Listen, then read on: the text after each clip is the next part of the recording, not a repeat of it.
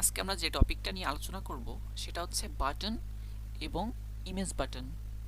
তো বাটন এবং ইমেজ বাটনের মধ্যে পার্থক্য হচ্ছে বাটন শুধু একটা নর্মাল বাটন এবং ইমেজ বাটনটা আপনারা আশা করি বুঝতেই পারছেন, সেটা অবশ্যই একটা ইমেজকে বাটন হিসেবে ব্যবহার করা যাবে। ঠিক আছে, তো চলেন আজকে আমরা দেখি বাটন এবং ইমেজ বাটনের বাস্তব ব্যবহার। ওয়েল, গত ক্লাসের আমরা এতটুকু পড়েছিলাম, এগুলো আজকে মুছে দেই। এরপর আমরা প্রথমে ইউজ করব একটা বাটন। বাটন যদি আমরা বিইউ লিখে কমেন্ট করি আমাদের অটোমেটিক সাজেস্ট দিবে। বাটনের উইথ প্রস্থ আমরা দিব হচ্ছে ম্যাচ প্যারেন্ট অর্থাৎ পুরো স্ক্রিন জুড়ে, এবং হাইট দিব আমরা র্যাপ কন্টেন্ট অর্থাৎ যতটুকু বাটন জায়গা নেয় ততটুকুই সে অটোমেটিকলি নিয়ে নেবে। এরপর এই বাটনটার একটা নাম দেব, এর জন্য আমরা এখানে লিখব টেক্স। ওকে, টেক্স আসবে। তো বাটনের নাম দিচ্ছি দিস ইজ এ বাটন।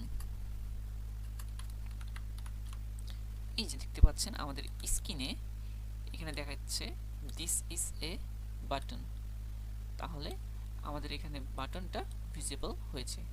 ঠিক আছে, এরপর বাটনের আমরা চাচ্ছি কি ব্যাকগ্রাউন্ডটা চেঞ্জ করব। তাহলে আমরা যদি এখানে বিএসি লিখি ব্যাকগ্রাউন্ড, ব্যাকগ্রাউন্ড ইকুয়াল টু আমরা কি করব, কালার কোড ইউজ করব।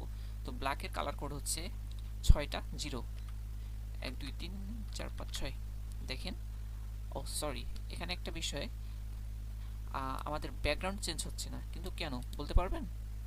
আমি বলি, আমাদের বাই ডিফল্ট এখানে একটা ব্যাকগ্রাউন্ড আছে, সেটা কি দেখতে পাচ্ছেন, এই যে বাটনের এই কালারটা হচ্ছে এর ব্যাকগ্রাউন্ড।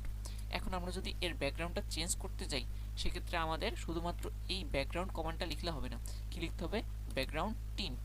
ঠিক আছে, তাহলে এর সাথে যদি আমি টিআইএনটি টিন্ট যুক্ত করি তাহলে দেখেন এই যে বাটনের কালার এখন কি কালো হয়ে গেছে, অর্থাৎ আমার এখানে যে কালোর হচ্ছে কালার কোড হ্যাশ দিয়ে 4টা 6। এখন আমি চাইলে এখান থেকে কালারটা রংটা চেঞ্জ করে নিতে পারবো, আমি হলুদ দিলাম, তাহলে দেখেন এখানে হয়ে গেল। এখন আমি টেক্সট সাইজ দিব, কারণ টেক্সট কালার দিব, কারণ হচ্ছে আমার টেক্সটটা সাদার মিশে গেছে। এখন যদি আমি টিসি লিখি তাহলে দেখতে পাচ্ছেন টেক্সট কালার। তো টেক্সট কালার আমি আবার হ্যাশ দিয়ে 6টা 0 দিব, তাহলে আমার কি হয়ে যাবে, ব্ল্যাক হয়ে যাবে। ঠিক আছে, এই দেখেন আমার এটা হচ্ছে নর্মাল একটা বাটন। তো আশা করি নর্মাল বাটন কিভাবে অ্যাসাইন করতে হয় সেটা বুঝতে পেরেছেন। এখন আমরা কি করব, একটা ইমেজ বাটন কিভাবে সেট করতে হয় আমরা সেটা দেব। এর আগে আমরা যেভাবে ইমেজ ভিউ নিয়েছিলাম অনুরূপভাবে আমরা এখানে IMAGE image BU double T যদি লিখে সার্চ করি তাহলে দেখেন অটোমেটিক আমাদের ইমেজ বাটন নামে একটা সাজেশন করবে, সেটা আমরা ইন্টারপ্রেস করে নিব। এরপর ইমেজ বাটনে আমরা প্রস্থ কি নিব, লেআউট উইথ আমরা দিলাম হচ্ছে 200 ডিপি। ঠিক আছে, আপনি চাইলে ম্যাচ প্যারেন্ট দিতে পারেন, র্যাপ কন্টেন্ট দিতে পারেন, ফিল প্যারেন্ট। আচ্ছা, আজকে আপনাদের নতুন একটা টপিকের সাথে পরিচয় করিয়ে দিই, সেটা হচ্ছে fill parent. Fill parent fill প্যারেন্টটা কি, অর্থাৎ ফিল প্যারেন্টটা হচ্ছে এই বাটনটা পূরণ করতে যতটুক জায়গা প্রয়োজন সে ততটুক কি পূর্ণ করে নেবে, এটাই হচ্ছে আমাদের ফিল প্যারেন্ট। তাহলে দুটোই আমরা উইথ এবং হাইট দুটোই ফিল প্যারেন্ট দিই, এবং আমরা একটা বাটনকে যেভাবে অ্যাসাইন করেছিলাম ঠিক সেইভাবে একটা ইমেজ ভিউকে অ্যাসাইন করব। ঠিক আছে, এখন আমাদের ইমেজের জন্য কি প্রয়োজন বলেন তো, আমাদের ইমেজের জন্য প্রয়োজন কি, এসআরসি একটা কমেন্ট। তো আমরা এর আগে একটা ইমেজ কপি করে নিয়ে আসবো আমাদের ডেস্কটপ বা ল্যাপটপ থেকে। দেখতে পাচ্ছেন আমার এখানে একটা ইমেজ আছে, তো আমি এটাকে কপি করে নিলাম। এখানে কন্ট্রোল-সি চেপে আপনি কপি করতে পারেন অথবা এভাবে কপি করতে পারেন। এরপর এই ইমেজটা এসে আমি কোথায় পেস্ট করব, এটা অবশ্যই আমাকে মনে রাখতে হবে আরইএস ফোল্ডারের মধ্যে।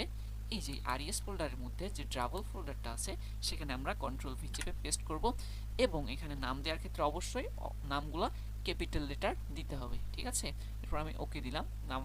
নামের এই জায়গায় আমি ফেমাস বাই ডিফল্ট সিলেক্ট করা আছে, ওটাকে দিয়ে ওকে করলাম। এখন আমি যদি এই ইমেজটা স্ক্রিনে নিয়ে আসতে চাই তাহলে আমার কি লিখে কমেন্ট করতে হবে, এসআরসি। এসআরসির ফুল ফর্ম হচ্ছে রিসোর্স, অর্থাৎ যেখানে আমাদের ছবিগুলো থাকে বা বিভিন্ন ফাইল থাকে। ওকে, তাহলে আমি কমেন্ট করলাম রিসোর্সকে। এখন আমি কি করব, আমার পিকচারটা কোথায় আছে, ড্রাবল ফোল্ডার, এই জন্য আমি লিখবো এখানে ড্রাবল @ মানে কি, তাকে আমি মেনশন করেছি ড্রাবলকে। তাহলে আমি এখন DRA যদি লিখি DLE ড্রাবল, দেখেন আমরা সাজেশন নিব। ঠিক আছে, ড্রাবল স্লাইস DRABLE ড্রাবল স্লাইস কি জানি আমাদের ছিল ফেমাস,